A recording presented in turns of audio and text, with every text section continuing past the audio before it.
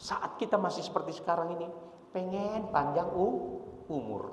Tapi yang pasti, semua akan ada akhirnya. Sadar ya, semua pasti akan ada akhirnya. Pertanyaan, kita akan menuju kemana? Anda harus memutuskannya. Andalah yang memilih. Di akhir nanti, di masa yang akan datang, saudara akan ada di masa yang fana, yang tengah. Dalam masa yang fana ini, saudara akan membuat satu pilihan dan memutuskan untuk masa depan atau masa kekekalan saudara. Saudara memilih mana yang kekalnya? Surga atau neraka? Kita yang pilih, bukan Tuhan pilih. Tuhan sudah kasih pilihan kepada kita. Tangan kita, pikiran kita, tindakan kita menentukan pilihan kita. Ingatlah, meninggal dunia ataupun Tuhan Yesus akan datang kembali, itu suatu kepastian. Amin. Itulah suatu kepastian. Yang pasti kita saat ini berada di masa yang fana. Di masa yang fana ini kita memberikan satu pilihan. Dan kita harus memutuskan. Hari ini buat keputusan. Kita mau berorientasi, berpikir, membuat satu pilihan tujuan. Fokus kita adalah langit baru dan bumi baru. Amin. Itu yang mau fokus kita rencanakan, kita desain, kita tata. Baca sama-sama 2-3 ya. Sedang kamu tidak tahu apa yang akan. Apakah arti hidupmu? Apa arti hidupmu? Next. Hidupmu itu sama seperti uap yang sebentar saja kelihatan, lalu lenyap. Sebentar kelihatan, lalu lenyap. Fokus, rencanakan masa depan. Saat saudara beraktivitas, fokus saudara adalah Tuhan dipermuliakan untuk itu. Amin. Saat saudara melakukan pekerjaan, fokus kita harus bekerja dengan maksimal. Kita harus membuat perencanaan yang benar demi masa depan kita di kekekalan. Tetapi Yakobus pasal yang kedua, di Yakobus sebelumnya dikatakan seperti ini. Engkau percaya bahwa hanya ada satu Allah saja, itu baik. Tetapi setan-setan pun juga percaya akan hal itu. Dan setan gemetar. Maksudnya apa? Perlu kita menampilkan perangai perbuatan yang baik. Setan tidak pernah berbuat baik. Tapi setan percaya Tuhan. Saudara doakan orang yang kerasukan setan. Percayalah. Sebut dalam nama Yesus, setan pergi. Setannya itu pasti pergi, gemetar mendengar nama Yesus. Waktu di bulan panas ada yang pernah kerasukan. Anak muda itu ya, siapa itu namanya Pak? Tony. Yang gede itu badannya. Tony dipelototin. Saya ajak ke gereja waktu itu masih dia. Dia mau pukul saya. Saya bilang dalam nama Yesus. Dia nggak bisa pukul saya. Kayak Pak Ishak gedenya begitu ya. Dalam nama Yesus dia bilang. Akhirnya dia mau pukul, kena ke tembok. Tangannya luka-luka. Diam dia. Setan itu tenang. Itu dalam nama Yesus. Orang yang kerasukan setan takut dengan nama Yesus. Betul? Amin. Setan takut dengan nama Yesus. Percayalah. Jangan bawa jampi-jampimu untuk membuat setan takut. Setan malah senyum. Ini ornamen yang Aik suka, kata setan. Ya, sebut nama Yesus, bawa nama Yesus. Nama Yesus adalah kemenangan bagi kita. Amin. Kemarin saya dengar ibu bendahara kita cerita-cerita bagaimana kolega bisnisnya, katanya, wah saya udah pergi ke ini minta ini pangsit, lalu datang. Saya salut juga, ada salutnya. Walaupun satu hal yang kurang, dia nggak pernah ke gereja. Papanya Liora bilang gini, jangan gitu Ci.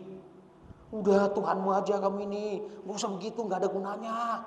Mana lebih kuat, Tuhan apa enggak? Apa dukun-dukun? Tapi iya, artinya punya prinsip. Dia percaya Tuhan lebih kuat. Amin ya. Dia nggak gereja aja percaya Tuhan lebih kuat. Jangan sampai saudara yang rajin ke gereja merasa Tuhan tidak lebih kuat. Halo, amin ya. Maka kita doakan itu bapaknya Liora. Nanti kalau dia bertobat, dia akan menjadi spesialis menangani orang-orang yang dalam dunianya begitu ya. Nah, itu dalam nama Yesus setan takut. Kami pernah, saya dengan Pak Ishak, dengan beberapa rombongan pernah mendoakan karena kita ditelepon tengah malam loh. Mendoakan ibu-ibu katanya kerasukan setan. Kita sudah doakan dalam nama Yesus setan pergi. Dia nggak mempan. Waduh, kita stres waktu itu.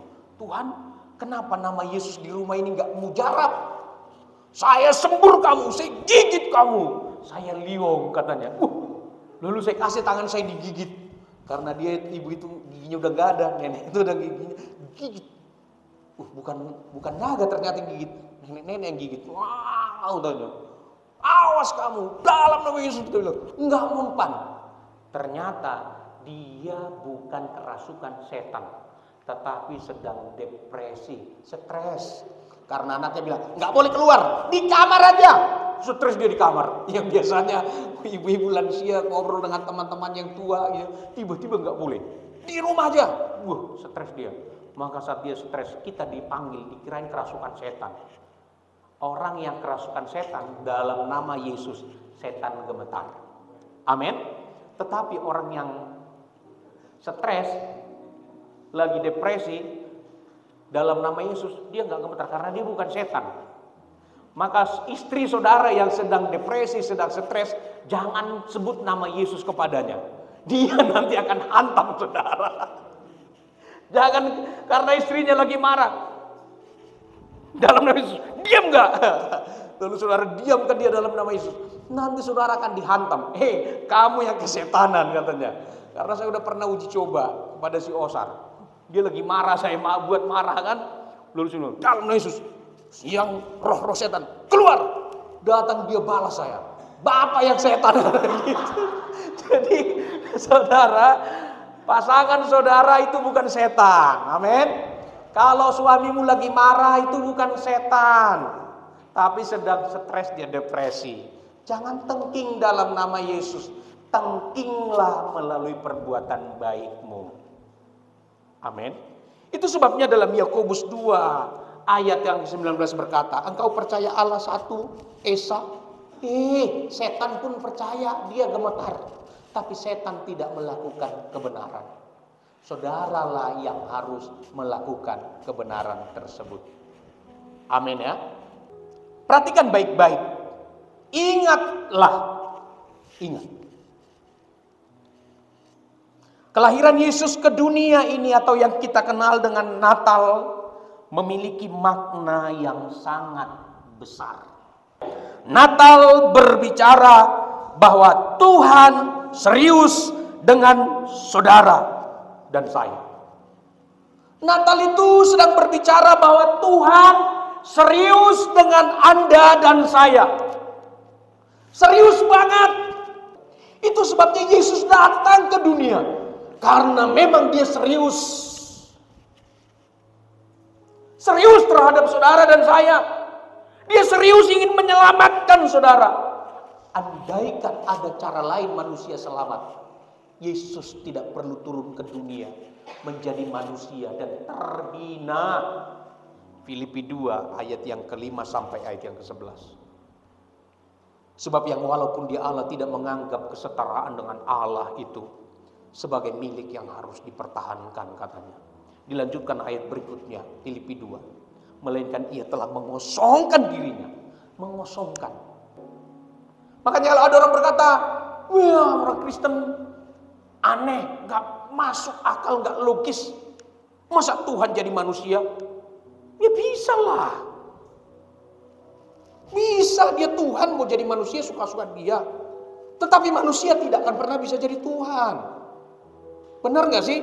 Logis kan? Tapi mereka nggak pakai otaknya, langsung aja ngomong, enggak, masuk akal. Masuk akal. Tetapi si kutu kumpret tidak mungkin bisa jadi Tuhan. Betul apa betul? Manusia nggak mungkin jadi Tuhan. Tapi Tuhan mau jadi manusia, mau jadi apa, suka-suka dia. Bisa. Dia serius mencintai manusia. Dia nggak tahu, dia ngomong gitu karena Tuhan serius mengasihi dia. Tuhan serius mencintai saudara. Amin. Amin. Jadi kalau orang berkata aneh, masa Tuhan jadi manusia? Emang kenapa? Kalau dia mau, ya kan? Kalau Pak Ishak ini nanti menjadi contoh, kita doakan Pak Ishak ini menjadi bisnismen yang kaya raya. Amin ya? Amin ya Pak Ishak ya? Kaya raya. Lalu tiba-tiba dia pakai celana pendek. Saya kadang-kadang sama Ibu Gembala nonton drakor. Drakor yang singkat-singkat itu kadang-kadang bermakna. Ada seorang CEO, pemilik perusahaan besar. Dia datang ke perusahaannya, dia pakai menyamar menjadi Gojek. Lalu sampai di Gojek direndahkan, padahal dia bos besar. Suka-suka dia.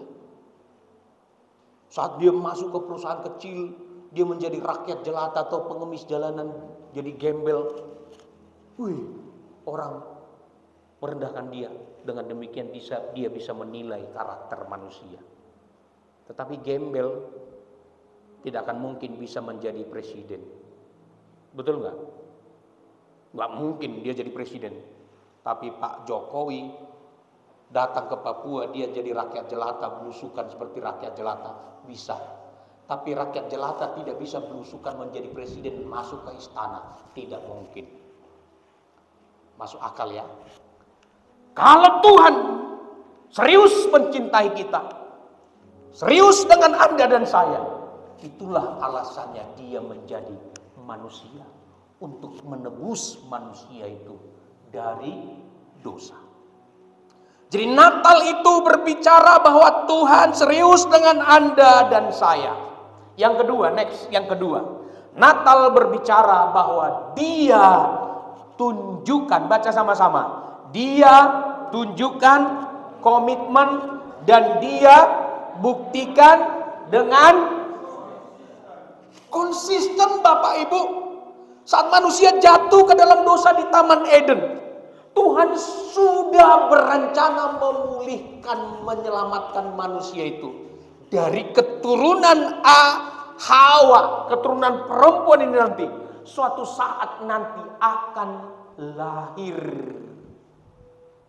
Dari siapa? Keturunan Hawa, perempuan itu. Akan lahir juru selamat. Dia akan meremukkan kepala si ular itu. Dan si ular itu akan meremukkan tumitnya. Tergenapi loh. Yesus lahir ke dunia. Natal itu berbicara bahwa Allah tunjukkan komitmennya. Dan dia membuktikan dengan konsisten. Saudaraku, Tuhan tunjukkan komitmennya terhadap saudara. Itulah sebabnya kita peringati Natal. Yesus lahir ke dunia karena dia komitmen. Dia tidak pernah ingkar janji. Dia sudah berjanji dan dia komitmen terhadap janjinya. Saudara, suami istri saudara pernah berjanji untuk setia sampai mati? Berapa kali saudara mengingkari janji tersebut dan menjadi pecundang? Kalau ada yang begitu, hari ini kita membuat satu komitmen baru dan bertobat. Katakan amin. Kita mau bertobat sungguh-sungguh. Kita mau tunjukkan komitmen kita. Apapun pergumulan persoalan yang kita hadapi. Dalam rumah tangga tidak mungkin tidak ada masalah. Dalam rumah tangga lah persoalan yang paling besar dan paling rumit. Kenapa? Karena kita sedang berurusan dengan orang terdekat kita, bagian dari hidup kita. Maka momen Natal ini kita mau membuat satu komitmen kita. Kita mau buktikan dengan konsisten. Seperti apapun istrimu, dia adalah kekasih hidupmu. Katakan amin bapak-bapak. Katakan amin bapak-bapak. Amin. Saudara nggak sempurna memang, tapi berjuanglah.